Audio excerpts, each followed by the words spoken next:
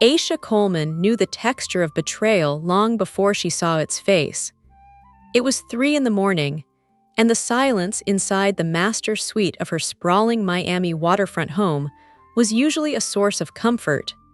A heavy, expensive blanket of peace after 18-hour days spent running Melanin Glow, the beauty empire she had built from a single kitchen counter experiment into a multi-million-dollar brand.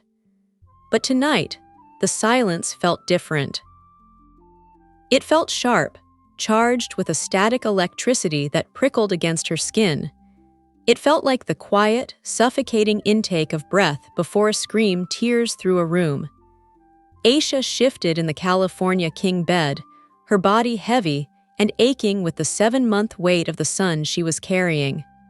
Her hips burned with the pressure of the 3rd trimester, a constant reminder of the blessing she had prayed for, but it was not the physical discomfort that forced her eyes open.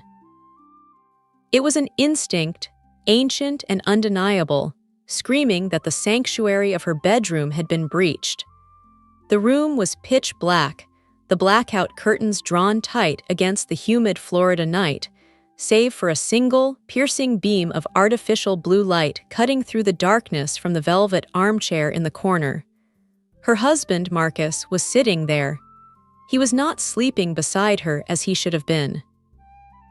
He was not scrolling mindlessly through social media, checking the engagement metrics on his latest fitness influencer post, as was his nightly ritual. He was sitting perfectly still, fully dressed in his workout gear, holding a phone that did not belong to him. It was Aisha's old iPhone, the cracked rose gold model with the home button she had stopped using 5 years ago, the device she had kept locked in the bottom of her vanity drawer beneath layers of invoices and old contracts, a digital graveyard of a life she had buried long before she met him. Marcus looked up, and the blue light from the screen illuminated his face from below, casting long, skeletal shadows across his handsome features, distorting them into something unfamiliar and grotesque. He wasn't smiling with the charismatic, boyish grin that had charmed her 3 years ago, the smile that had convinced her he was different from the men who only wanted her for her money. He was wearing the cold, surgical expression of a man who had gone digging for dirt in his own backyard and had finally struck gold. The air conditioning hummed in the background, a low drone that suddenly sounded like a countdown. "I didn't know you were a killer, Aisha," Marcus whispered. His voice was soft, barely more than an exhale, but it sliced through the humid air like a razor blade, landing with a physical weight on her chest. Aisha sat up instantly, ignoring the sharp protest of her lower back, and clutched the high thread count duvet to her chest as a shield. Her heart began to hammer a violent, erratic rhythm against her ribs, a panic so sudden and intense she feared the baby could feel the adrenaline flooding her blood. She squinted against the darkness, trying to make sense of the silhouette in the corner. "Marcus, what are you doing? That phone has been off for years. Give it to me." He didn't move. He didn't flinch. He simply tapped the screen with a manicured thumb, the movement deliberate and slow. "July 12th, 5 years ago," he read aloud, his voice dripping with a cruel, theatrical disappointment that made her stomach turn. "Texts to your sister Tasha." He began to read, his voice mocking her cadence. "I can't keep it, Tasha. I can't bring a baby into this poverty. I have an appointment at the clinic tomorrow. God forgive me, but I have no choice." He looked up at her then, his eyes gleaming with malicious delight in the blue glow. "You present yourself as the perfect, God-fearing Christian woman, the Proverbs 31 beauty mogul who starts every board meeting with a prayer. Your entire brand, Melanin Glow, is built on purity, faith, and natural grace. You sell morality just as much as you sell moisturizer. What do you think your church elders would say if they saw this? What would your conservative investors think if they knew the Mother Earth of the beauty industry got rid of her first child because it was inconvenient for her career? The air left Aisha's lungs as if she had been punched in the solar plexus. That secret was the deepest scar on her soul, a decision made when she was 22, starving and sleeping in her car, long before the money, long before the mansion, long before God had blessed her with this new life she was currently carrying. It was a wound she had tended to in private prayer for years, a grief she had never shared with Marcus because she wanted him to see her as whole, as perfect. "That was a different life," Aisha whispered, her voice trembling. Her hand instinctively went to her pregnant belly, covering her unborn son as if Marcus's words were physical projectiles that could harm him. "I was a child myself, Marcus. I was homeless. I had nothing. That has nothing to do with us. That has nothing to do with who I am now." "It has everything to do with us," Marcus countered, standing up slowly. He walked toward the bed, the phone still glowing in his hand like a weapon. He loomed over her, weaponizing his height, weaponizing her past against her present. "Because right now, I'm holding a detonator. You have built a glass castle, Aisha. You look down on everyone from up here in your ivory tower, judging the world, playing the saint, but I am the only one holding a stone." He stopped at the foot of the bed. He turned the phone screen toward her. His thumb was hovering over the post button on Instagram. Aisha's breath hitched. He had already drafted the caption. Through the blur of her tears, she could see the trending phrases he had prepared to tag. "The real Aisha, pro-life, Melanin Glow exposed." He had tagged her pastor. He had tagged her 3 biggest vendor partners. He had tagged the gossip blogs that thrived on tearing down successful Black women. "What do you want?" Aisha asked, her voice hardening.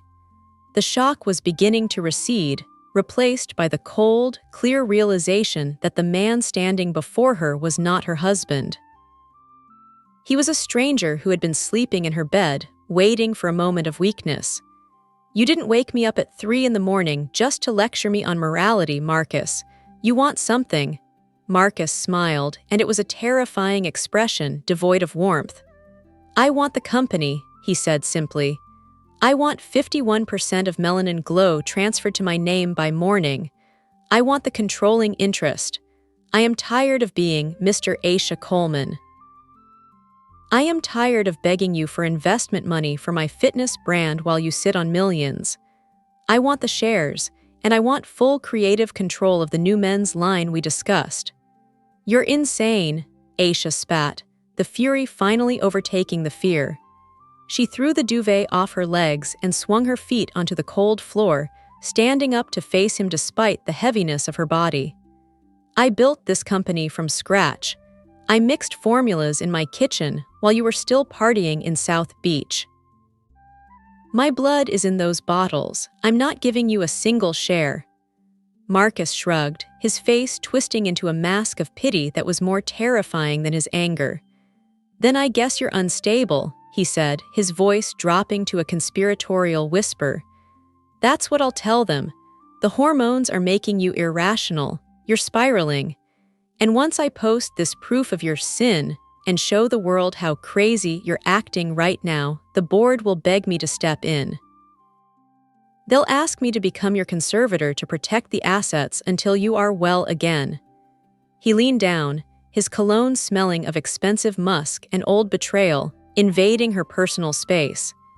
"Tick-tock, Aisha, you have a choice to make. You can keep your reputation, or you can keep your company, but you cannot keep both."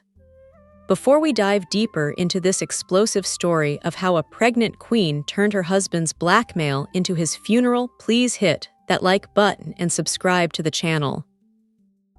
Turn on your notifications now, because you need to see exactly how Aisha Coleman uses the bricks he threw at her to build a fortress. Aisha stared at him, her mind racing. She realized in that moment that this was not a spur-of-the-moment argument. This was a coup. Marcus had planned this. He had likely spent weeks looking for that phone, guessing the passcode, drafting the post. He was banking on her shame. He was banking on the fact that she, like so many women, would do anything to keep her past hidden.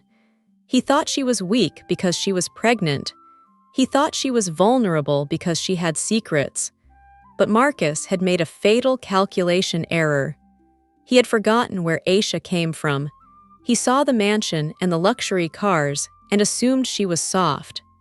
He didn't know that the girl who slept in her car at 22 had to fight for every inch of ground she walked on. He didn't realize that a woman who builds an empire doesn't do it by being afraid of the dark. "Do it," Aisha said, her voice steady and low. Marcus blinked, his thumb hovering over the screen. "Excuse me, post it," Aisha challenged. She took a step toward him, forcing him to step back. "You want to blow up my life? Go ahead, press the button. But know this, if you touch that screen, you don't get 51%. You get a divorce, you get a war, and Marcus, I have never lost a war." Marcus's face twisted. He hadn't expected defiance. He had expected begging. He had expected her to fall to her knees and offer him the keys to the kingdom just to silence him. His ego, fragile and bruised by years of living in her shadow, snapped. "You think you're untouchable," Marcus sneered, his voice rising in volume. "You think you're strong. You're just a hormonal, unstable mess. Let's see how strong you are when the world cancels you." He didn't just post the photo. He did something worse. He unlocked his own phone, opened Instagram, and swiped to the live camera. "Hey guys," Marcus said to his phone, instantly putting on his fake, concerned influencer voice, the one he used when he was selling wellness supplements. The viewer count on the screen started ticking up immediately, hundreds, then thousands of people getting the notification that Marcus Thorne was live. I didn't want to do this. But I'm worried about my wife. Aisha is. She's spiraling. She's having a mental breakdown right now." Aisha watched in horror as he pointed the camera at her. She was in her satin pajamas, her hair unbonneted and wild, her face swollen from sleep and stress, looking terrified and angry. To the outside world, she didn't look like a CEO defending her company. She looked exactly like what he was calling her, unstable. "She's screaming about her past," Marcus lied to the thousands of people tuning in, his voice trembling with fake emotion. "He's confessing things, dark things. I think the pregnancy is making her lose touch with reality. I'm scared for our baby." He was live streaming her trauma. He was painting her as the angry, unstable black woman in real time, using her own distress as the evidence against her. "Get out," Aisha screamed, lunging for the phone, forgetting the camera, forgetting the audience. Marcus dodged her easily, stepping back and laughing as he kept the camera focused on her outburst. See guys, she's violent. I'm trying to help her and she's attacking me. I might have to take control of the business just to protect our assets until she gets help." The comments on the screen began to fly by in a blur of white text. "OMG, is she okay? She looks crazy. Marcus is a saint for dealing with this. Protect the baby." He had flipped the narrative in seconds. He wasn't just blackmailing her, he was staging a public execution of her character. Aisha stopped moving. She stood in the center of the room, her chest heaving. She realized that every scream, every reaction, every tear was just feeding his script. She remembered what her grandmother used to tell her about wrestling with pigs. You both get dirty, but the pig likes it. She needed to stop wrestling. She needed to leave the pen. She turned around, walked past him, grabbed her purse from the vanity, and snatched her car keys. "Where are you going?" Marcus taunted, still filming, following her down the hallway. "Running away, leaving your husband alone to deal with this mess. Is that what a good mother does?" Aisha didn't look at the camera. She didn't look at him. She walked out of the bedroom, down the grand staircase of the house she had paid for, and out the heavy oak front door. She got into her car, her hands shaking so hard she could barely find the ignition button. She locked the doors just as Marcus appeared on the porch, still holding the phone up, performing his role of the heartbroken husband for his digital audience. Aisha put the car in reverse and backed out of the driveway. As she drove away into the humid Miami night, wiping the hot tears from her cheeks, A cold clarity began to settle in her chest. Marcus had the phone. He had the account.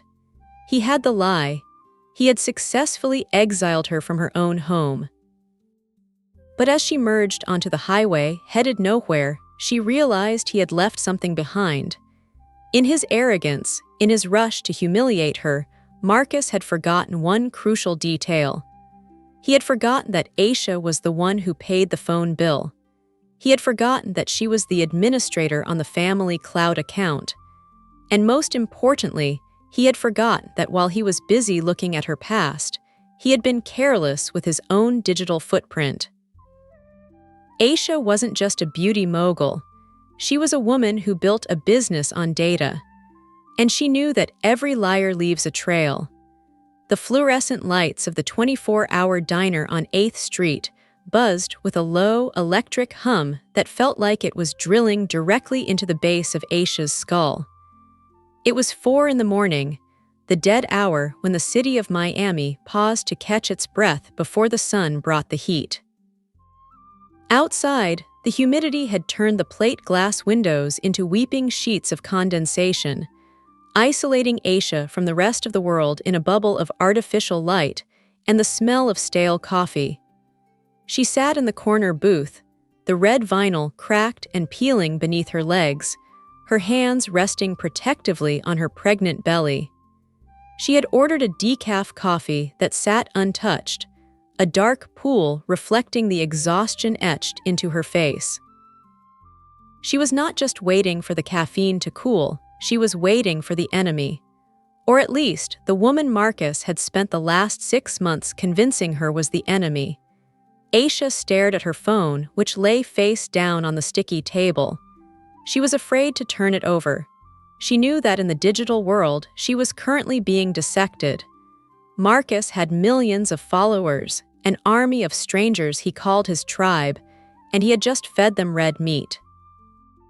She could feel the phantom vibration of notifications, a silent avalanche of judgment piling up against her name. But she couldn't focus on the millions of strangers who hated her. She had to focus on the one person who might be able to help her destroy the man they both loved. When the diner door finally opened, the bell chime sounded sharp and intrusive, shattering the heavy silence. Vanessa walked in. Aisha had only ever seen her in high-resolution photos on Instagram, where she was a curated masterpiece of filters, angles, and luxury travel. In those photos, Vanessa was the dream girl, the carefree model living a life of yachts and Dubai skylines. But in the harsh, unforgiving reality of the diner lights, Vanessa looked nothing like her profile. She looked exhausted. She was wearing oversized sunglasses to hide swollen eyes, and her designer tracksuit looked slept in, the fabric wrinkled as if she had spent the night curled up in a ball.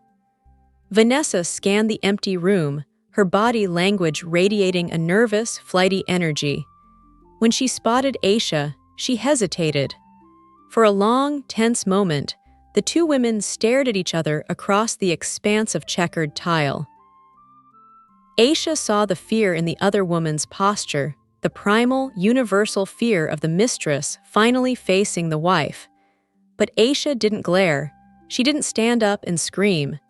She simply nodded once, a gesture of grim invitation, at the empty seat opposite her. Vanessa walked over slowly and slid into the booth, keeping her sunglasses on as a shield.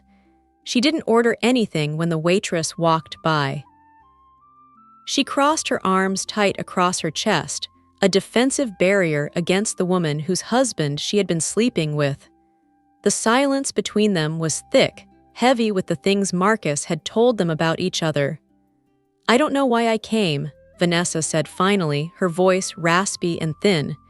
"If Marcus finds out I'm meeting you, he's going to be furious. He told me to stay away from you. He said you were dangerous.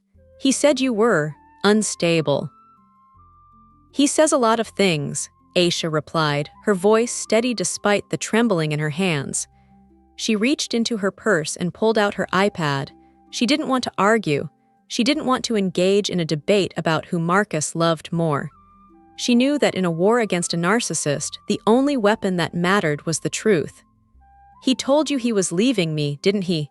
He told you that our marriage was just a business arrangement, that I was cold, that I didn't understand his vision." Vanessa stiffened, her jaw tightening. "He loves me, Aisha.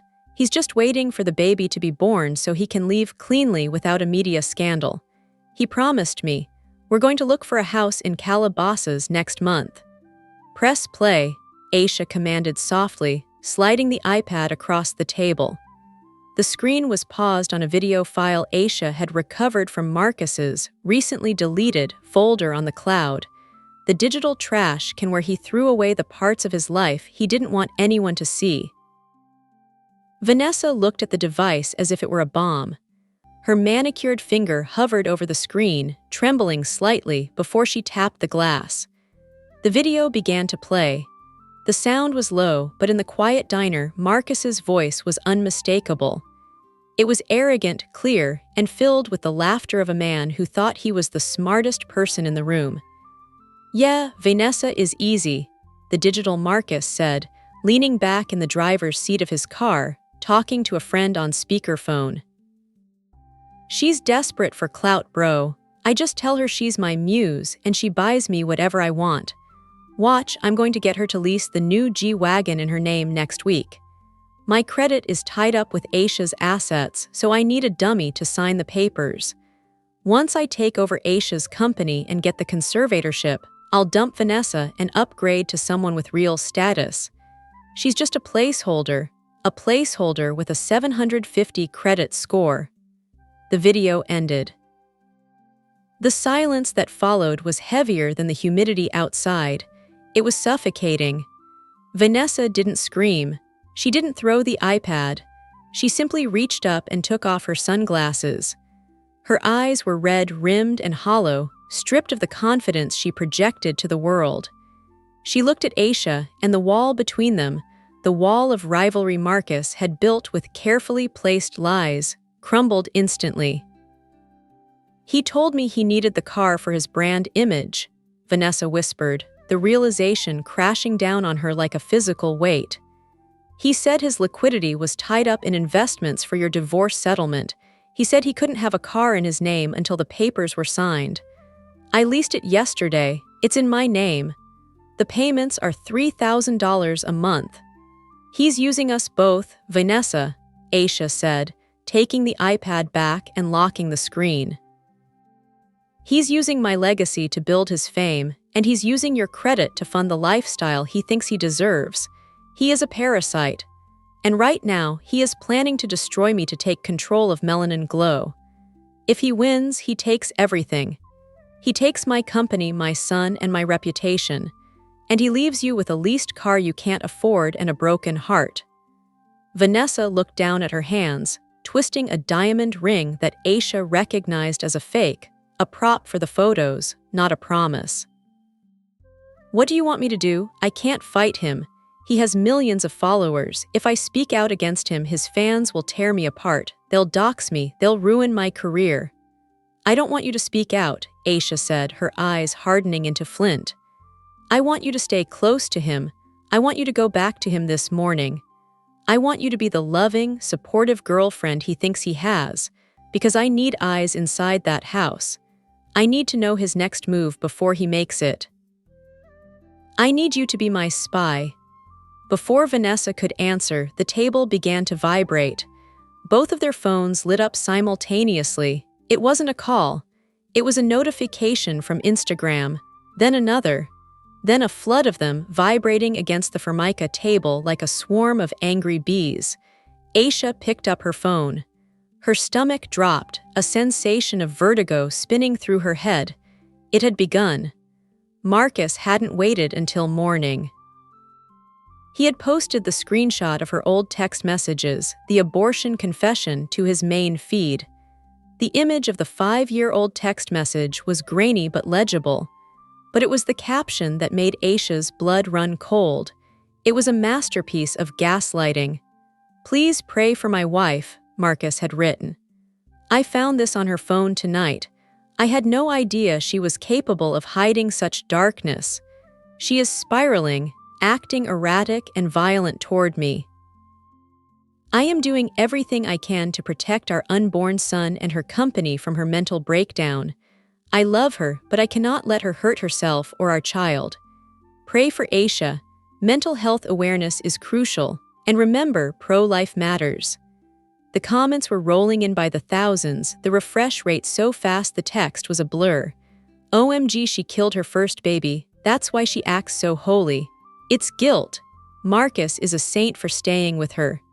Cancel Melanin Glow, she's a fraud. She shouldn't be allowed to be a mother. He did it, Aisha whispered, her voice barely audible. She felt a cold numbness spreading through her limbs, starting at her fingertips and moving to her heart. It wasn't just the exposure of the secret, it was the spin. He had successfully framed her past trauma as present instability. He had taken the most painful moment of her life and turned it into a weapon to declare her unfit. Look at the second post, Vanessa said, her voice shaking as she held up her own phone. Aisha swiped left. The second post was a video. It was the footage Marcus had taken 2 hours ago in the bedroom. It showed Aisha screaming, "Get out," and lunging for the phone. Without the context of his blackmail, without the audience knowing he was holding her medical history hostage, she looked deranged. She looked dangerous. "He's destroying me," Aisha said. "He's systematically dismantling my character while I sit here drinking decaf coffee." Suddenly, her phone rang. It wasn't a notification, it was a call. The caller ID didn't show a name, just a 1-800 number. Aisha answered, putting it on speaker, her hand trembling. "This is Aisha Coleman." "Mrs. Coleman, this is the Fraud Prevention Department at Chase Bank," a robotic, male voice said. "We are calling to inform you that we have received a notification of suspicious activity and a potential mental health conservatorship filing regarding your joint business and personal accounts." Aisha's heart stopped. What filing? Per the request of the secondary account holder, Mr. Marcus Thorne, and pending an emergency legal review, we have temporarily frozen the Melanin Glow operating accounts and your personal savings. The banker continued, his voice devoid of empathy. "This is a standard protective measure when a primary holder is flagged for capacity issues." "He can't do that," Aisha shouted, forgetting she was in a public diner. Heads turned in the booths nearby. "I am the primary holder. That is my money. He is just an authorized user." "The paperwork submitted claims you are currently undergoing a psychotic episode and pose a financial risk to the estate, ma'am," the banker said. "We have to follow protocol to protect the assets. You can contest this in person at a branch with a court order or a doctor's note proving competency. Until then, the accounts are locked. Have a nice day." The line went dead. Aisha stared at the phone. The screen went black. He had moved faster than she thought possible. He had pre-filled the paperwork. He must have had the conservatorship forms drafted weeks ago, just waiting for the trigger. He had baited her into an argument, filmed her reaction, posted the evidence, and triggered the bank freeze all in under 3 hours.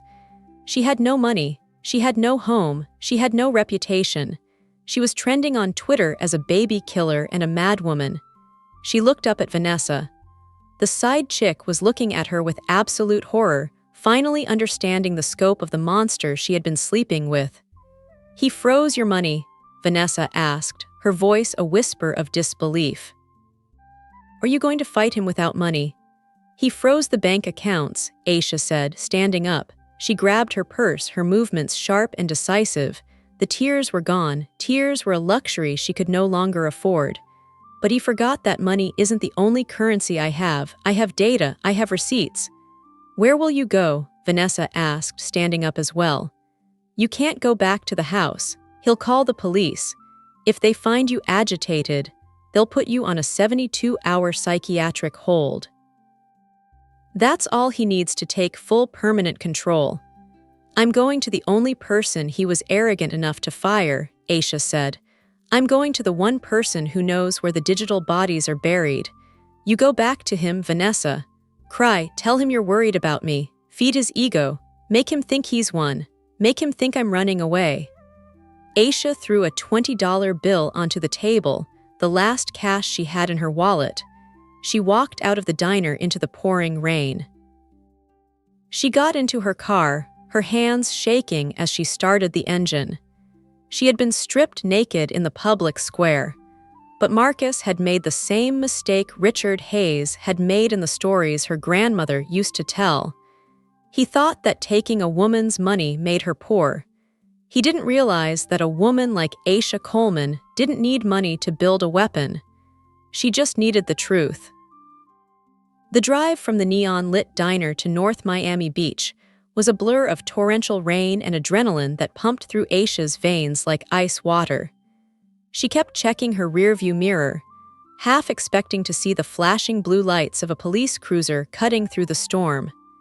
She wasn't a criminal, but she knew the reality of her situation better than anyone. In America, a black woman labeled unstable by a wealthy, charismatic husband didn't need to commit a crime to be treated like a suspect. Marcus had weaponized the police with a wellness check request, a tool designed for safety that he was using as a leash. If they found her agitated or emotional, they would have all the justification they needed to place her on a 72-hour psychiatric hold, handing Marcus the keys to her empire on a silver platter. Aisha drove carefully, forcing herself to obey every traffic law, her hands gripping the leather steering wheel until her knuckles turned the color of ash. She was headed to the only sanctuary she had left, a place she hadn't visited in years. She pulled up to a small, nondescript apartment complex, painted a fading shade of coral that was peeling in the humidity. This was where Nia lived. Nia had been Aisha's executive assistant for 3 years, the brilliant, dark-skinned woman who had organized Aisha's entire life, from board meetings to baby showers. But 2 months ago, Marcus had fired her. He had claimed Nia had an attitude and didn't fit the aesthetic of the brand's new modern direction. Aisha, blinded by her pregnancy fatigue and a desperate desire to keep peace in her marriage, had let him do it. It was her greatest regret, a stain on her conscience that burned hotter than the betrayal she was currently facing. Aisha buzzed the intercom for apartment 2B. The rain soaked through her clothes, chilling her to the bone. "Nia, it's Aisha," she spoke into the rusted speaker. "Please." "I have nowhere else to go." There was a long, agonizing silence. Aisha held her breath, wondering if she had been rejected, wondering if her past cowardice had cost her this last ally. Then the buzzer sounded, a loud, harsh noise that unlocked the heavy glass door. Nia was waiting in the doorway of her second-floor apartment. She wore a silk bonnet and a t-shirt that read "Protect Black Women" in bold white letters, a slogan that felt like a judgment against Aisha's own choices. Her arms were crossed over her chest, her expression unreadable. She looked at Aisha, wet, visibly pregnant, shivering, and trending on Twitter for all the wrong reasons. "I saw the posts," Nia said, her voice devoid of warmth as she stepped aside to let the fallen CEO enter. "It took you long enough to realize you were sleeping with a demon." "I'm sorry, Nia," Aisha said, stepping into the small living room. The apartment was cluttered with books and boxes, a stark contrast to the sterile, minimalist perfection of Aisha's waterfront mansion, but it felt warmer. It smelled of sage, cocoa butter, and safety. "I should have fought for you. I should have never let him push you out." "Yes, you should have," Nia said sharply, closing the door and engaging the deadbolt with a finality that echoed in the small space. "But we can unpack your internalized misogyny later. Right now, we need to stop your husband from stealing your life's work before the sun comes up." Nia walked to a large desk in the corner of the room that dominated the space. It was covered in equipment that looked out of place in the modest apartment. 3 high-definition computer monitors, a tower humming with cooling fans, and a tangle of cables. The screens were glowing with lines of code, social media analytics dashboards, and complex spreadsheets. Aisha realized with a jolt that Nia hadn't just been unemployed and sulking, she had been watching. "You've been tracking him?" Aisha asked, moving closer to the screens, the blue light reflecting in her tired eyes. "I built the backend of Melanin Glow," Nia reminded her, sitting in her ergonomic gaming chair and spinning around to face her former boss. "Marcus changed the passwords to the social media accounts because he thinks that's where the power is. But he is too stupid to change the API keys for the inventory management system. He doesn't understand that the supply chain is the spine of the company. I can see everything." Nia typed a command, and the center screen changed to display a line graph. The line was red, and it was plummeting downward at a terrifying angle. "This is your sales volume," Nia explained, pointing to the drop. "Since his post went up 3 hours ago, you've lost 40% of your subscribers. The Christian conservative demographic, your core customer base for the Sunday best line, is canceling orders en masse." He timed the release of those text messages perfectly to destroy your Q3 earnings. Aisha sank onto the futon behind the desk, the reality of the financial hemorrhage hitting her harder than the emotional one. "He wants the stock price to tank," she realized aloud. "If the value of the company drops, he can buy me out for pennies on the dollar using the money he stole from the accounts. He's crashing the plane so he can buy the wreckage." "Exactly," Nia said, "but here is the interesting part." She clicked another window, bringing up a different graph. This line was green, and it was shooting upward almost vertically. "While your sales are dropping, his engagement is skyrocketing. He's gained 200,000 followers tonight alone. He is monetizing your destruction. Every time he posts about your mental breakdown, he sells more of his own supplements." Aisha felt a wave of nausea that had nothing to do with the baby. "He's going to win, Nia. He has the narrative, he has the money. I'm just the crazy baby mama now, nothing I say matters." "He has the narrative," Nia corrected, her voice sharp and commanding, "because you are playing defense. You are trying to explain yourself. You can never explain yourself to people who are paid to misunderstand you." Nia spun back to the keyboard, her fingers flying across the keys in a rhythmic dance. "We stop explaining. We start attacking. You said you found a deleted video on the cloud." "Yes," Aisha said, pulling her iPad out of her purse. "And I found something else. In his deleted emails, there were receipts. Thousands of dollars paid to a company called Azure Click Farm based in Bangladesh." Nia's eyes widened, and for the first time, a spark of excitement replaced her anger. She grabbed the iPad from Aisha's hands. "Bot farms, he's buying his followers." "Not just followers," Aisha said, leaning forward, the fire finally returning to her belly. "He's buying engagement for his sponsors.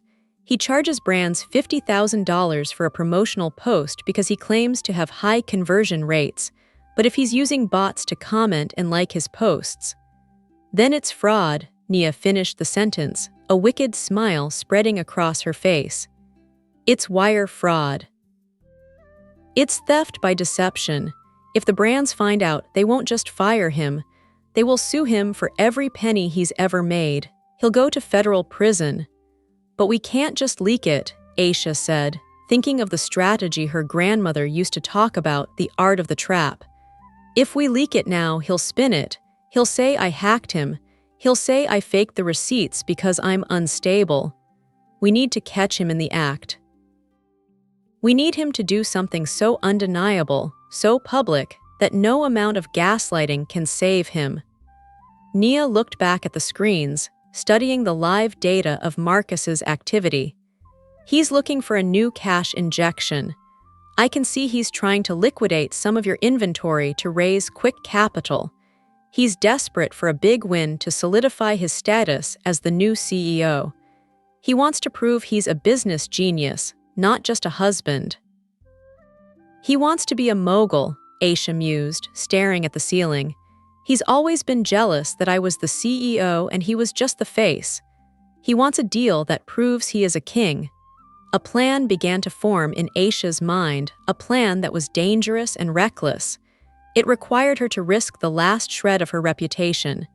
It required her to let him think he had won completely. "Nia," Aisha said, her voice dropping to a conspiratorial whisper, "can you create a fake website? Something that looks incredibly high-end. Something that looks like a billion-dollar European luxury conglomerate looking for a US ambassador. I can build a website that looks like it was designed by God himself," Nia said, cracking her knuckles. "Why?" "Because," Aisha said, rubbing her belly, feeling the baby turn. "Marcus loves shiny things. He loves to feel chosen. We are going to offer him the biggest sponsorship deal of his life. We are going to offer him a contract that requires him to prove his engagement numbers are real. And when he signs it, he won't be signing a sponsorship, he will be signing a confession." Nia typed a few commands, opening a new design window. "What do we call this fake brand?" Aisha thought for a moment. She thought about the blue light of the phone in the dark bedroom. She thought about the bruises on her soul and the lies that had covered them. "Call it Veritas," Aisha said softly. "Latin for truth. Let's see how much he's willing to pay for it." Nia smiled, the first genuine smile Aisha had seen from her in months. "I'll start coding. You get some sleep, Aisha. You're sleeping on the futon tonight. But tomorrow we go hunting." Aisha lay down on the lumpy futon in the small, cluttered apartment. She didn't have her silk sheets. She didn't have her waterfront view. But as she closed her eyes, she listened to the rhythmic sound of Nia's keyboard, the sound of keys being struck with purpose and precision. It was the sound of an army being built. Marcus Thorne had stolen her house, but he had forgotten that a home wasn't made of bricks. It was made of loyalty, and he had none. The air inside the small, second-floor apartment in North Miami Beach had grown stale and heavy, thick with the scent of burning electronics and the nervous energy of two women standing on the precipice of a war. It was now 5 a.m. Outside, the storm that had raged through the night had settled into a steady, rhythmic drizzle that tapped against the windowpane, a mournful drumbeat accompanying the only other sound in the room, the relentless tapping of Nia's fingers against her mechanical keyboard. Aisha Coleman sat on the edge of the lumpy futon, her back aching with a dull, throbbing pain that radiated from her spine down to her hips. The physical weight of her pregnancy felt heavier in this cramped space than it ever had in the ergonomic chairs of her office, but she could not bring herself to lie down. She watched the 3 monitors on Nia's desk with a mixture of dread and fascination. They were performing an autopsy, not on a body, but on the digital soul of her husband. Nia was a surgeon in this domain. Her fingers moved with a blurring speed, executing command lines and bypassing security protocols that Marcus had likely believed were impenetrable because he had paid a consultant to set them up. But Marcus had forgotten that Nia was the one who had originally built the digital infrastructure of Melanin Glow. She knew where the foundational bricks were laid, and more importantly, she knew where the cracks in the mortar were. "He's sloppy," Nia muttered, her eyes darting back and forth between a spreadsheet of raw data and a window displaying server logs. "He changed the front door locks, but he left the back window wide open. He revoked your admin access to the bank portal, but he's still logging in from the same IP address he uses for his Xbox." "What are you looking for, Nia?" Aisha asked, rubbing her swollen belly in a slow, soothing circle. "We know he froze the accounts. We know he posted the blackmail. What else is there?" "I'm looking for the why," Nia replied without pausing. Men like Marcus don't just wake up one day and decide to blow up a golden goose. He's desperate. The aggression, the speed of the takeover, the immediate liquidation of assets, it screams desperation. He owes money to someone, Aisha, or he's hiding something massive. Nia hit a final key with a flourish, and the center monitor flooded with a cascade of new windows. "Got him," she whispered. "I'm in his personal cloud backup. He disconnected it from your family sharing plan 3 days ago, but the cache doesn't clear for 30 days. Everything he deleted is still sitting right here in the purgatory folder." Aisha stood up, ignoring the protest of her joints, and walked to the desk. The screen was filled with thumbnails of photos and videos, but Nia bypassed those for the moment, navigating instead to a folder labeled Receipts. "Look at this," Nia said, pointing to a series of PDF invoices. Aisha squinted at the screen. The invoices were from a company called Azure Digital Solutions, based in Dhaka, Bangladesh. The amounts were staggering: $5,000, $10,000, $15,000. The dates went back 6 months, the exact timeline of when Marcus's fitness brand had started to inexplicably go viral. "What is Azure Digital?" Aisha asked. "Is he outsourcing his video editing?" Nia let out a dry, humorless laugh. "No, Aisha, he's outsourcing his popularity. This is a click farm." "A bot farm." She opened one of the detailed invoices. "Look at the line items. Premium engagement package, 20,000 high-quality comments, trend manipulation service. He isn't an influencer, Aisha, he's a simulation. He's been buying his followers, buying his likes, and buying the comments that stroke his ego." Aisha felt the floor tilt beneath her feet. It wasn't just vanity, it was fraud. "Charges his sponsors based on his engagement metrics," she whispered, the realization dawning on her with terrifying clarity. "He just signed a $50,000 deal with that energy drink company last week because he claimed to have a 5% conversion rate."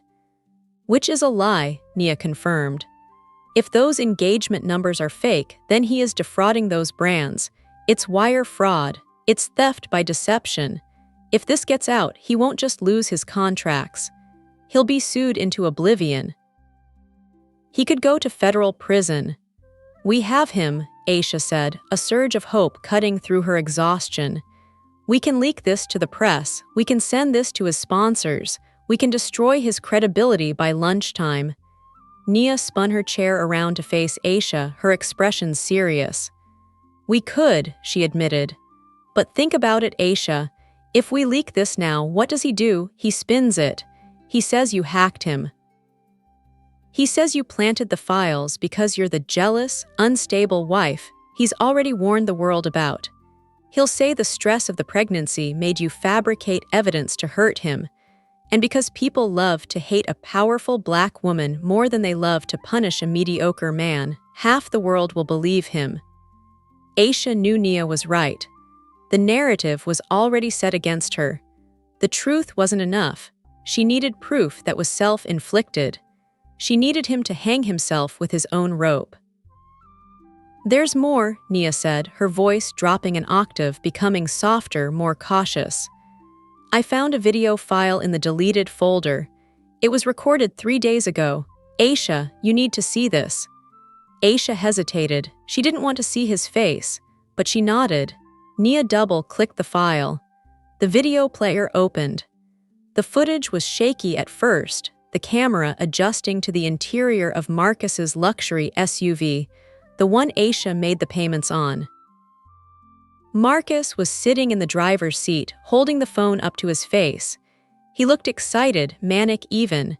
He was talking to someone on speakerphone, his voice booming through the small apartment speakers. "Yeah, bro, it's done," the digital Marcus said, grinning at his reflection in the rearview mirror. "I've got the leverage. I found her old phone, the one with the messages to her sister about the abortion." Aisha flinched as if she had been slapped. Hearing him talk about her deepest trauma so casually, like it was a poker chip, made her skin crawl. "I'm going to wait until she's tired," Marcus continued in the video, explaining his strategy with the cold precision of a predator. I'm going to trigger her in the middle of the night. I'm going to use the abortion thing to make her crack. I know exactly which buttons to push to make her scream. Once she looks crazy online, the investors will panic. They'll see a hormonal, unstable woman destroying the brand value. I'll step in as the stable conservator. I'll have the power of attorney by the time the baby is born, is going to be by next month. The video ended. The silence that rushed back into the room was deafening. Aisha stood frozen, staring at the black screen. Her hands were trembling, not from fear, but from a rage so pure and white-hot it felt like it was cauterizing her wounds. He hadn't just reacted in the heat of an argument. He hadn't just made a mistake, he had scripted her destruction. He had planned to torture the mother of his child just to steal her company. He thinks I'm a stepping stone, Aisha whispered to the empty air. He thinks I'm just a resource to be mined and discarded. He thinks you're weak, Nia added, watching her carefully. He thinks that because you love hard, you can't fight back. Aisha turned away from the screen. She walked to the window and looked out at the gray dawn breaking over the parking lot. The rain was stopping. The storm was passing, but the flood was just beginning. He wants to be a mogul, Aisha said, her voice changing. The tremble was gone. In its place was the steely cadence she used in boardrooms when she was negotiating multi-million-dollar contracts. He wants to be the modern patriarch. He wants the world to see him as a business genius who saved the company from his crazy wife. So, what do we do? Nia asked. Do we send the fraud evidence to the FBI? Not yet, Aisha said, turning back to face her general. The FBI takes too long, and I don't just want him in jail. I want him humiliated. I want the world to see him for exactly what he is, a fraud who needs to buy his friends and steal his wife's money to feel like a man. Aisha walked back to the desk. She looked at the invoices for the bought farm. She looked at the video of his confession. And then an idea began to take shape, a plan so audacious it terrified her, but it was the only way to end this permanently. He's looking for a cash injection, Aisha said, her mind racing. He's desperate to prove he can bring in big deals on his own. He needs validation. He needs to feel chosen. He's a narcissist, Nia agreed. Validation is his oxygen. Then let's give him all the oxygen he can handle, Aisha said. Nia, can you build a website? A fake website? I can build anything, Nia said, leaning back. What kind of website? I want you to create a brand, Aisha explained, her hands moving as she sculpted the vision in the air. A high-end European investment firm or a luxury conglomerate, something that looks untouchable, something that looks like it belongs in the Swiss Alps, not Miami. Okay, Nia said slowly, intrigued. And what does this brand want? It wants a king, Aisha said, a cold smile touching her lips. It wants a global brand ambassador for a new legacy line. It wants Marcus. We are going to offer him the deal of a lifetime. We are going to feed his ego until it bursts. We are going to make him believe that he has finally been recognized as the genius he thinks he is. And the catch? Nia asked, her fingers already hovering over the keyboard, ready to code. The catch, Aisha said, is that the contract will require him to prove his worth. It will require a good faith deposit. We are going to make him steal the money he froze. We are going to make him cross the line from civil dispute to federal crime, and we are going to make him do it while the whole world is watching. A honey trap, Nia mused, but for a businessman. Exactly, Aisha said. Call the brand Veritas. It's Latin for truth, because that is exactly what he is going to pay for. Nia cracked her knuckles. I'll get the domain name. You get some rest, Aisha. By the time you wake up, we'll have a trap set that no narcissist on earth could resist. As Nia began to type, the rhythmic sound of the keys filled the room again. To Aisha, it didn't sound like typing anymore. It sounded like the construction of a gallows. Marcus Thorne had spent years building a lie. Aisha was about to build the stage where that lie would die. The morning sun that rose over Biscayne Bay was not the soft, forgiving light of dawn. It was a blinding, relentless white glare that scorched the water and reflected off the glass walls of the Thorne residence. It was 10 in the morning, 5 hours after Aisha had fled into the storm, and the house was quiet with the heavy, expensive silence of a mausoleum. Inside the master suite, Marcus Thorne stood before the floor-to-ceiling mirror, adjusting the lapels of a bespoke Italian suit he had purchased just last week using the secondary credit card issued to Melanin Glow. He smoothed the fabric over his chest, admiring the silhouette he cut against the backdrop of the ocean. To the outside world, he was a grieving husband dealing with a mental health crisis. To the man in the mirror, he was a king who had finally cleared the throne room of pretenders. Picked up his phone from the marble vanity. The screen was already flooded with notifications, a digital dopamine drip that had been feeding his ego since sunrise. His post about Aisha's instability had gone viral in a way even he hadn't anticipated. The internet, always hungry for a tragedy involving the wealthy and successful, had devoured his narrative whole. The comments were a river of sympathy and validation. "Stay strong, King," one user wrote. "She doesn't deserve you," wrote another. "Protect the legacy."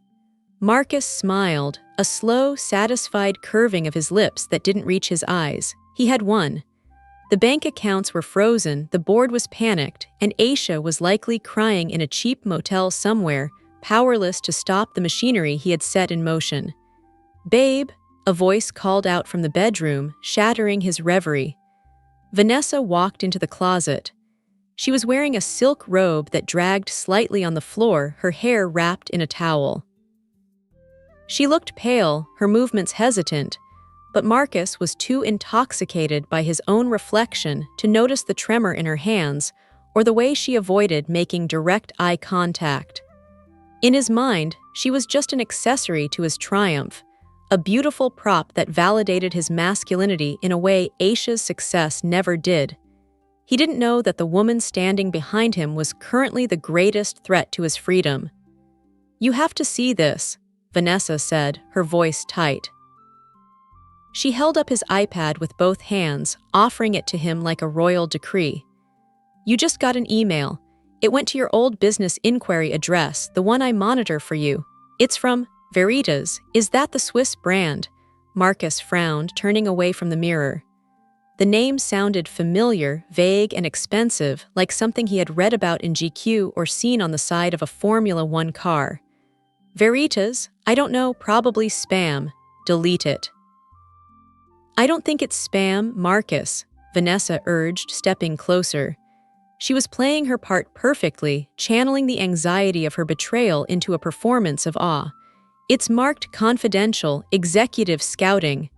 They say they saw your live stream last night. They say you project unapologetic masculine authority. They want to offer you a global ambassadorship." The words hit Marcus like a physical caress.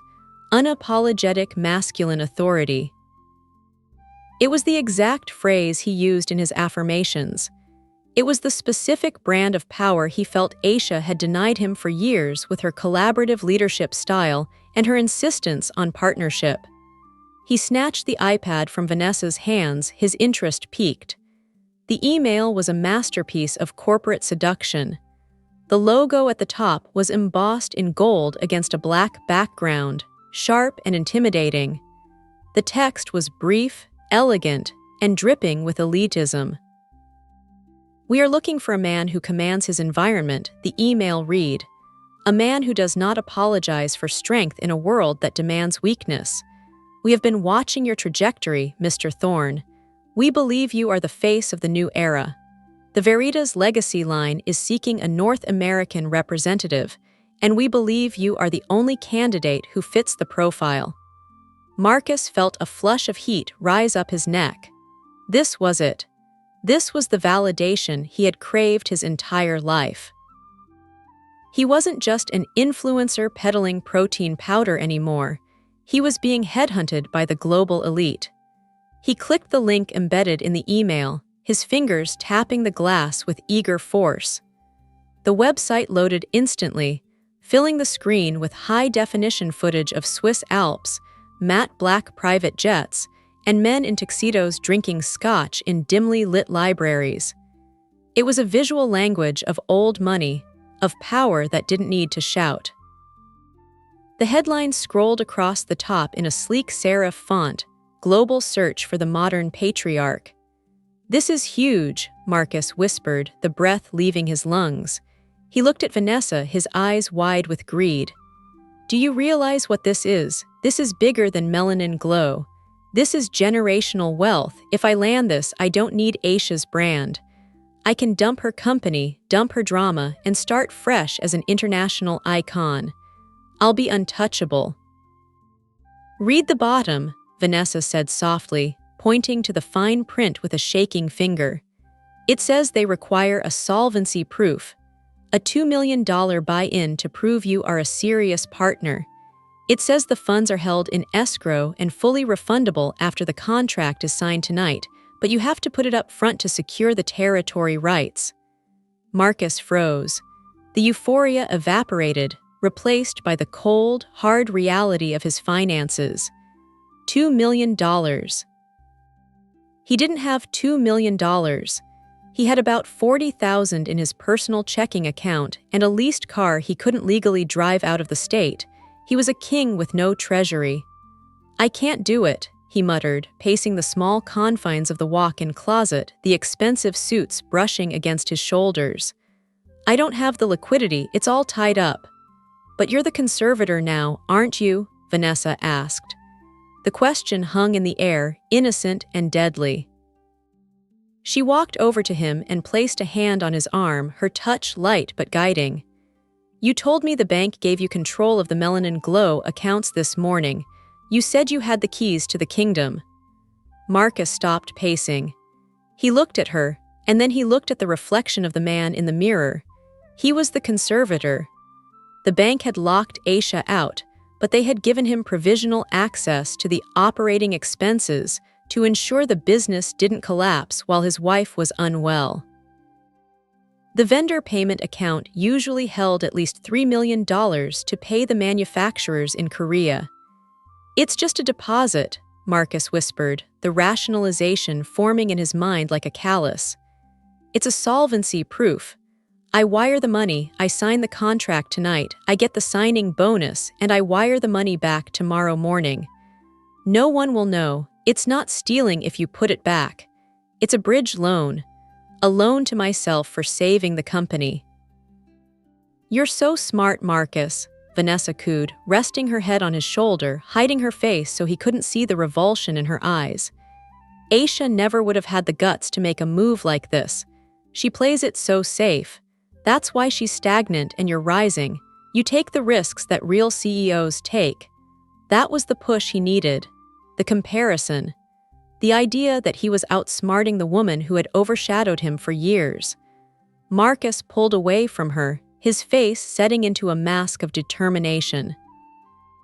He was done asking for permission. He was done being the husband of the CEO. Today he became the shark.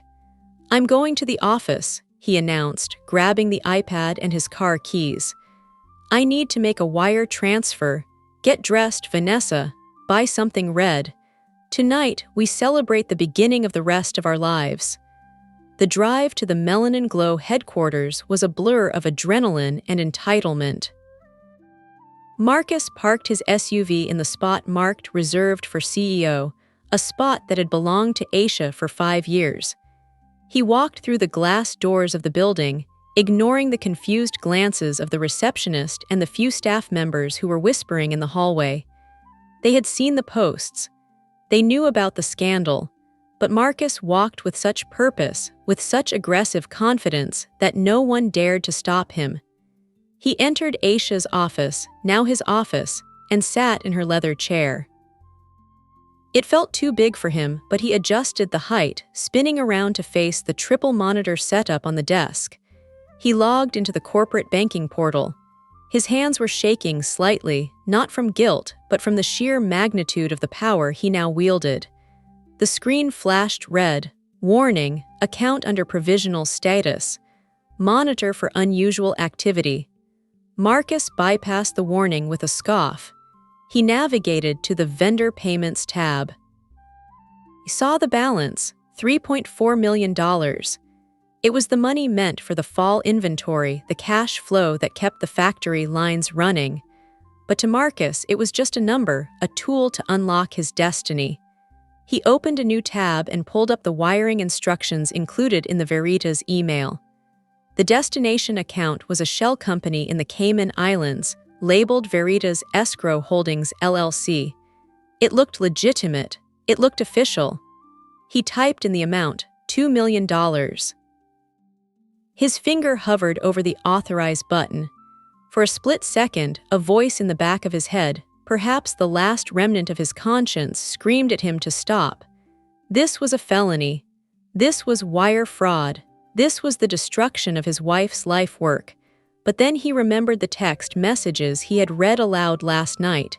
He remembered Aisha's refusal to give him the shares. He remembered the feeling of being small. "I earned this," he whispered to the empty office. "I put up with her for 3 years. This is my severance package." He clicked authorize. The screen loaded for a terrifying 10 seconds. Then a green checkmark appeared, transfer successful. Marcus let out a breath he didn't know he was holding. He slumped back in the chair, a laugh bubbling up from his chest. He had done it. He had bet the farm and bought the winning ticket. He picked up his phone and dialed Vanessa. "It's done," he said, his voice thick with triumph. "The money is sent. We're going to the launch party. Pack a bag, baby. After I sign this contract, we're going straight to the airport. I think we deserve a weekend in St. Bart's." Meanwhile, 5 miles away in the cramped apartment in North Miami Beach, the atmosphere was not one of celebration, but of grim satisfaction. Aisha Coleman sat on the edge of the futon, her eyes fixed on the center monitor of Nia's workstation. She watched the remote access logs update in real time. She saw the login from the office IP address. She saw the navigation to the wire transfer page. And then she saw the confirmation code flash on the screen. "He did it," Nia said, her voice trembling slightly with the magnitude of what they had just witnessed. She turned to face Aisha, her eyes wide. "He actually did it. He just emptied the operating budget. He just committed federal wire fraud, embezzlement, and breach of fiduciary duty. We have him, Aisha. We have the digital fingerprint." "It's over." Aisha stood up slowly. She smoothed the fabric of the simple white dress she had changed into. It was not a designer piece. It was a cotton dress she had bought at a thrift store years ago, something she wore when she needed to remember who she was before the money. It was the color of rebirth. It was the color of righteous anger. "It's not over," Aisha said, her voice calm and terrifyingly steady. "We have the crime. Now we need the confession. The police can arrest him for the theft, but the public needs to see who he really is. He thinks he's signing a contract tonight at the launch party. He thinks he's going live to announce his new empire to his millions of followers." "The venue is set," Nia confirmed, checking her phone. "I rented the warehouse in the Wynwood Arts District. I hired the actors to play the Veritas executives. I set up the dramatic lighting. It looks like $1 million event. But the only thing connected to the internet in that entire building is the projector behind the stage." "And the live stream?" Aisha asked, walking to the door. "I've hacked his stream key," Nia said, a sharp, dangerous smile cutting across her face. "When he goes live on Instagram to his 3 million followers to announce the deal, he won't be broadcasting from his phone camera. He'll be broadcasting the video feed I choose, and I'm going to broadcast the truth." "Let's go," Aisha said, grabbing her purse. "My husband is throwing a party. It would be rude not to make an appearance." The warehouse in Wynwood was a cavernous, industrial space that Nia had transformed into a theater of illusions. The concrete walls were washed in deep, expensive blue lighting. The Veritas logo was projected onto every surface, spinning slowly. Waiters in black tie, out-of-work actors Nia had paid $200 each, circulated with trays of non-alcoholic champagne. A crowd of 50 guests, all dressed in rented formal wear, stood in clusters, murmuring quietly. They had been given simple instructions: look impressed, clap when the man speaks, and do not ask questions. At 8 p.m. sharp, the heavy metal doors rolled open. The G-Wagon pulled right into the loading bay. Marcus stepped out, looking every inch the billionaire he pretended to be. He was wearing the tuxedo he had bought with stolen money. Vanessa was on his arm, looking stunning and terrified in a floor-length red gown. Marcus walked toward the stage, his chest puffed out, adrenaline pumping through his veins like rocket fuel. He scanned the room, nodding at the executives he didn't know, believing their polite nods were gestures of respect. This was his world now. He checked his phone. He had teased a massive announcement all day on his stories. Millions of people were waiting for the notification. He walked up the metal stairs to the podium. A man in a sharp suit, one of Nia's friends from the university drama department, stepped forward and handed him a microphone and a leather-bound contract. "Ladies and gentlemen," Marcus boomed, his voice echoing through the vast, hollow space. "Thank you for coming on such short notice. For years, I have been the silent strength behind Melanin Glow. I have stood in the shadows while others took the credit. But a king cannot stay hidden forever." He signaled to Vanessa, who was standing in the front row, holding his phone on a tripod. "Go live," he commanded. Vanessa tapped the screen. She looked at him, her eyes filled with a sadness he couldn't interpret. "You're live, Marcus." "What's up, world?" Marcus shouted to the camera, flashing his $1,000,000 smile, the one that had sold thousands of tubs of supplements. "I know you've heard the rumors about my wife. It's a tragedy. She is unwell. But life goes on. Business goes on. Today, I am proud to announce that I am the new global ambassador for Veritas." He picked up the heavy fountain pen. He looked at the contract. He signed his name with a flourish. At that exact moment, the house lights cut out. Total darkness swallowed the room. The murmuring of the crowd stopped instantly. The blue ambient light vanished, leaving Marcus standing in a void. "What's going on?" Marcus demanded, his voice cracking slightly as he tapped the microphone. "Vanessa, fix the lights, we are live." Suddenly, the massive screen behind him flickered to life. But it didn't show the sleek Veritas logo. It showed a video, a grainy, vertical video. The audio boomed through the concert-grade speakers, louder than his voice had been, distorting slightly with the volume. "Yeah, bro, it's done," the digital Marcus said on the screen. He was sitting in his car, laughing. "I'm going to trigger her. I'm going to use the abortion thing to make her crack. Once she looks crazy online, I'll step in as conservator." Melanin Glow is going to be Marcus Gold. Marcus spun around, staring at the giant projection of his own face. His heart hammered against his ribs like a trapped bird. "Turn it off," he screamed, waving his hands at the screen. "Who is doing this? Cut the feed," the video changed. It showed a screen recording of a bank transfer log. The text was huge, undeniable. Sender, Melanin Glow Operating Fund. Amount, $2 million. Recipient, Veritas Escrow Shell.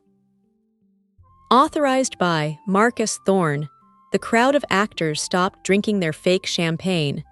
They turned to face the stage, their faces impassive, silent witnesses to his ruin.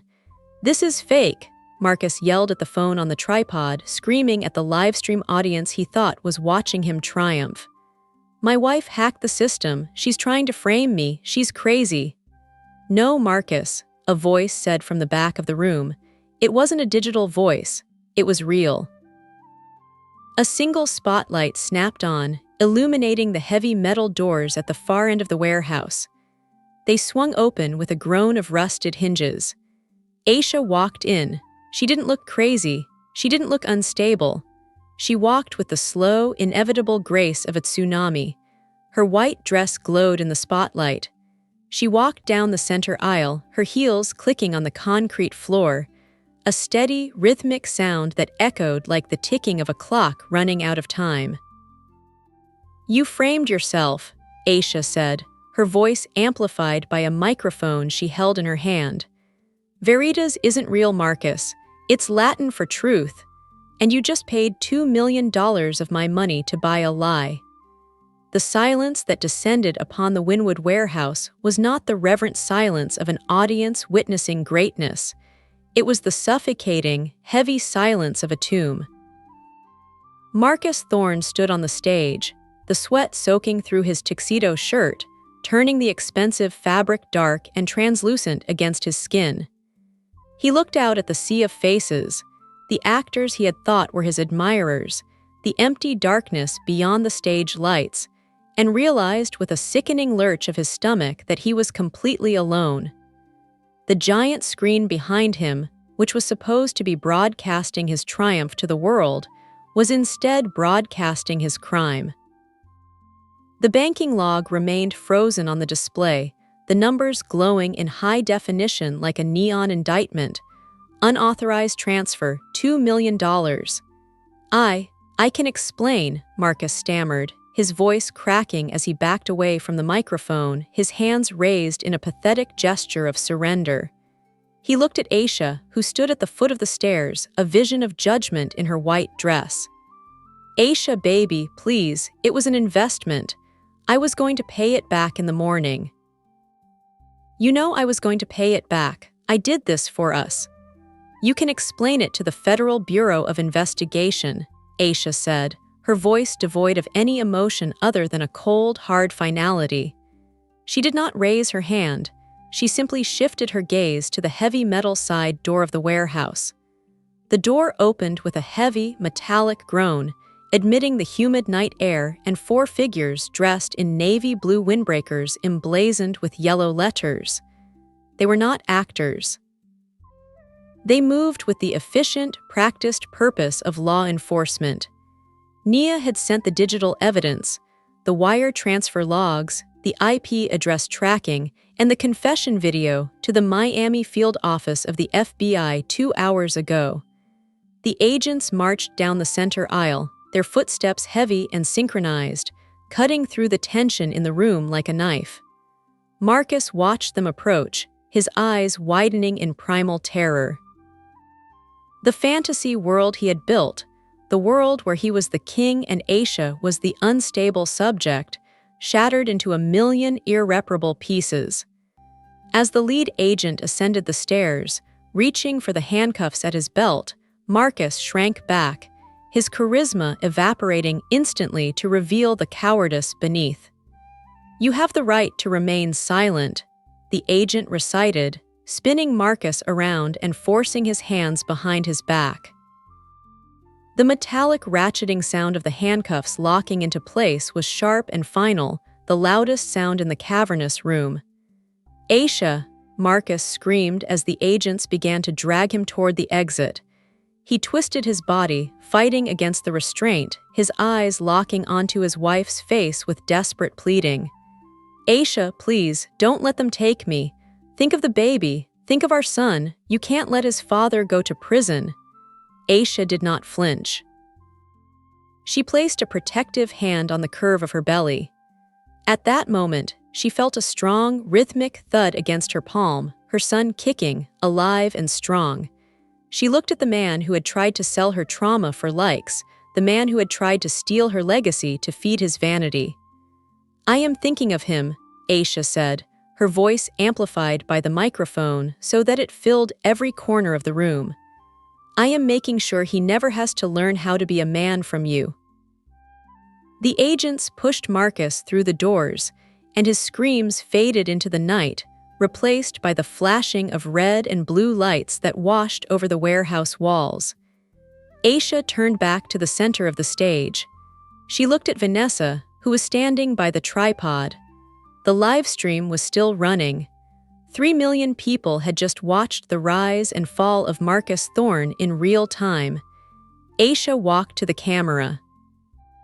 She looked directly into the lens, staring into the digital eyes of the millions of strangers who had judged her, mocked her, and called her unstable over the last 24 hours.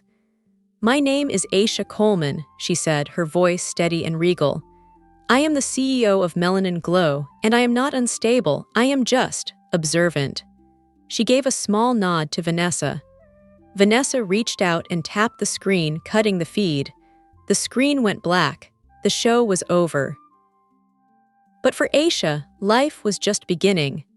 6 months later, the morning sun rising over Biscayne Bay was no longer the harsh, gray light of a storm.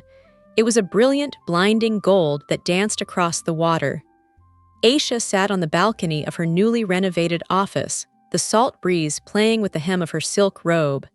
In her arms, she held her 3-month-old son, Malik. The baby was sleeping soundly against her chest, his breathing a soft, rhythmic comfort. He was safe. He was loved. And he was the heir to an empire that was now fully, legally, and indisputably his. The world had moved on, as it always does, but the landscape of Aisha's life had been permanently altered. Marcus was currently serving the first year of a 10-year sentence in a federal correctional facility for wire fraud, aggravated identity theft, and corporate embezzlement. The divorce had been finalized in record time, expedited by the undeniable evidence of his crimes broadcast to the world. He had tried to write a tell-all book from his cell, attempting to reclaim the narrative, but no publisher would touch him. He was yesterday's news, a cautionary tale about the dangers of arrogance. Aisha stood up and walked back inside the cool, climate-controlled office. The space was buzzing with quiet, efficient energy. Nia was no longer working from a cluttered desk in a second-floor apartment. She was now the Chief Technology Officer of Melanin Glow, commanding a corner office and a team of 10 developers who ensured the company's digital security was impenetrable. Across the room, Vanessa sat at a smaller desk, buried under a stack of textbooks. She had testified against Marcus in exchange for immunity, and now she was rebuilding her own life. She had enrolled in law school, her tuition paid for by a scholarship Aisha had established for women seeking to restart their lives after escaping abusive or manipulative relationships. Aisha sat at her mahogany desk, placing sleeping Malik in his bassinet. She opened her laptop. She didn't open a spreadsheet to check the profits, which had doubled since the scandal. She didn't open her email. She opened a secure, encrypted document, her digital journal. She thought about the blue light in the dark bedroom. She thought about the fear that had almost paralyzed her. And then she began to type. "They tried to bury us," she wrote, her fingers moving softly over the keys. "They tried to use our secrets as dirt to cover our graves. They didn't know that we are seeds. We do not die in the dirt. We grow." Aisha closed the laptop. She looked out at the horizon where the ocean met the sky, vast and limitless. She had lost a husband, yes. But in the fire of that loss, she had forged a stronger version of herself. She had found her voice, she had protected her son, and she had reclaimed her crown. That was a profit margin no ledger could ever quantify. This concludes the story of Aisha Coleman. Thank you for listening to Black Women's Soul Stories. If you enjoyed this journey of justice and resilience, please like this video and subscribe for more. Remember, the truth always has the final word.